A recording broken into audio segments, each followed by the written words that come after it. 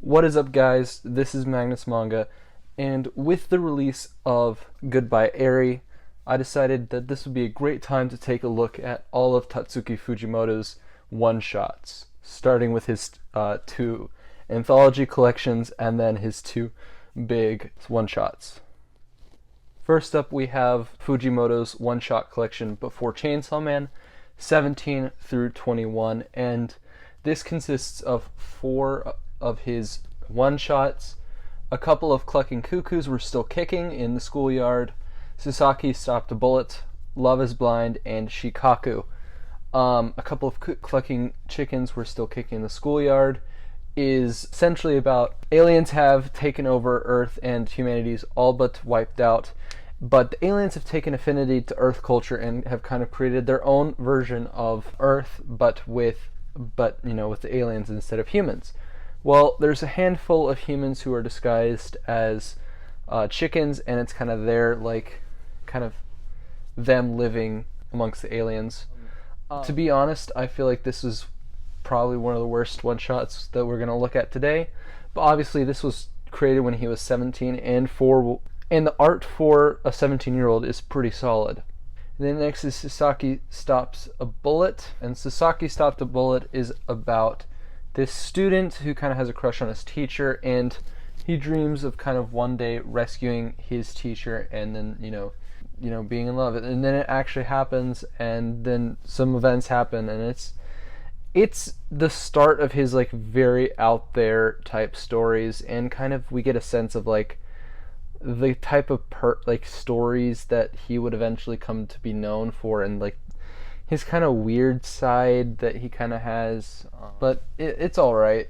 Each one kind of gets better as we go on, and then Love is Blind is absolutely funny. It's this kind of generic trope where we have these two characters who are in love and they want to like confess that their love to each other, but each time one of them tries, this huge like event happens that prevents them from stopping, and it keeps escalating, and it is really funny. It is easily the funniest out of these, at least these 4, and I think it might be the funniest out of all of his one-shots.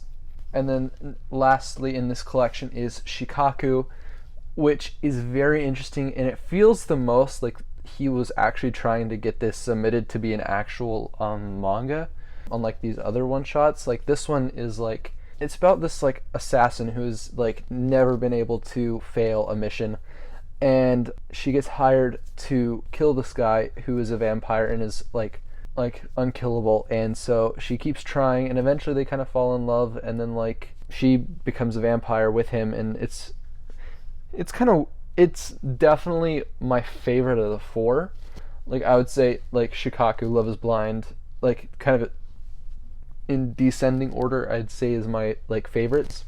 This one definitely feels like he was trying to make this into an actual story eventually, and as we know, that didn't exactly work out, but it was definitely a good one-shot.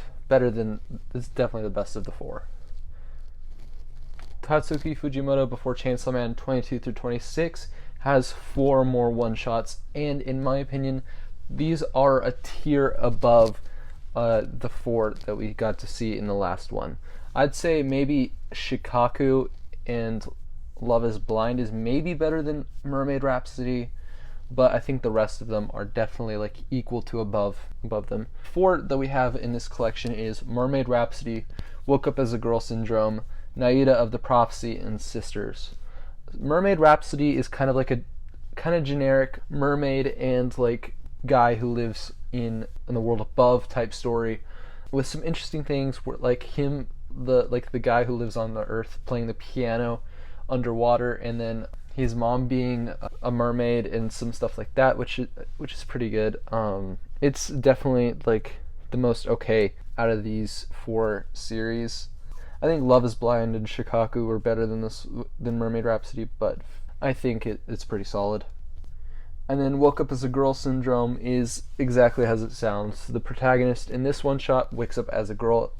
It's very Tatsuki Fujimoto and his kind of like weird kind of pervy type like stories, but it also has this very like realistic nature to it in a way where, you know, his old friends who are guys, they're joking like, oh, you can, why don't you let us hit on you or stuff like that. But then he also has he had a girlfriend before that, and him kind of like dealing with, do I break up with her because I'm a girl now, or should I like, we accept that? And it's really good and very interesting, like one shot idea and really well executed. And then Nayute of the Prophecy is this kind of like sci-fi-ish world where there's this prophecy that this demon will be born, and this guy's sister is the demon, and he's like growing up with his sister being the demon that will one day destroy the earth, and him like how she's hated, and him trying to like teach her the meaning of family and trying to like keep her away from that path. It's honestly like really good for a one shot. It really surprised me. I think it was, this one, it's really good. I could see like maybe it being its own fully longer one shot. I think it would be really cool to see that.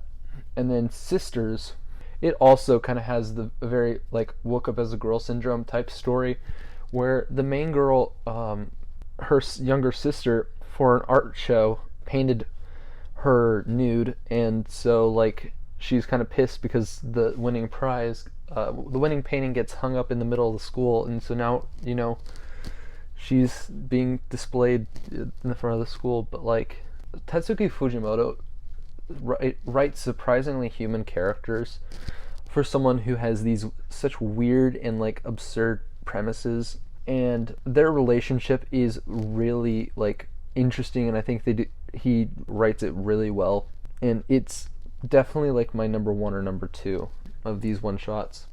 Sup guys, I want to take 1 second of your time to talk about one little thing. With the recent rise in manga prices, it can be a little expensive to continue collecting on manga. So that's why I highly recommend you guys use Takara Cafe for any and all manga purchases. On the website, all manga is 20% off, and then there are tons of different ways to kind of bring down that manga price. And if you use coupon code Magnus22, you can get another 10% off your purchase. So I highly recommend you check out Takara Cafe today. Look Back is the next one that we'll look at, and so before I had read this one, I had already read Goodbye Eri because it had just released in online. But when I read Look Back, I thought this was like really interesting. It's about these two girls who they meet and they decide to become mangaka together, and you know, they kind of go, they do it, they work really really hard, they end up getting a little bit, they get serialized, but one of the girls decides that she wants to go to college and take a break, and the other one just wants to keep going, and their relationship kind of gets strained. And then one day, the main girl, she finds out that her old friend got murdered at her college. I'm not going to go into a ton of details because it's like really crazy, but like it's really interesting how he has these like very like realistic beginnings and these realistic characters, and then like takes them so many unexpected ways, and just he throws like the wildest curveballs at you just out of nowhere. This one is definitely like my second favorite of his one shots. Like all of his one shots get consecutively better as you read them. Like I bet if you like read a couple of Clucking chickens were still kicking in the schoolyard, you would think he was awful. But if you like started from that first story onward, you would see like his talent grow as you read along, and I think that's really cool to see, and I wish we could see more of that from other creators because I think that would be really cool. You kind of see that with the Akira Toriyama's manga theater, but I feel like this is a completely different experience than reading manga theater. Goodbye Eri is easily my favorite of Fujimoto's works by far. Like, I've read everything by Fujimoto except for Fire Punch, and I've only read the first chapter of that, but Goodbye Eri is probably the best work of his by far, which is crazy because I also think it has the simplest format out of all of his works. he does this very like interesting kind of almost 4-panel type story layout, and it's almost like you're watching a movie, and it's really interesting. It's about this boy who he receives a phone, and he's told by his mom to record like every last moments, because all of her last moments, because she's going to one day die. And he ends up using that, all of that footage, and kind of making a movie out of it, but he gets bullied because of how he chose to kind of add a little bit of fantasy into the piece. And he's told that he disrespected his mom by the way he made this movie, but he meets one girl, Ari, who thought it was really cool what he did, and wants him to make another movie with her. And it's really interesting. Honestly, from the way that it is, it becomes hard to tell what exactly is the reality of the story and what is real and what is, like, I know it's obviously a fictional story, but like, what is real in the story? Did any of the events in the story actually, like, are all the characters quote unquote characters in a movie?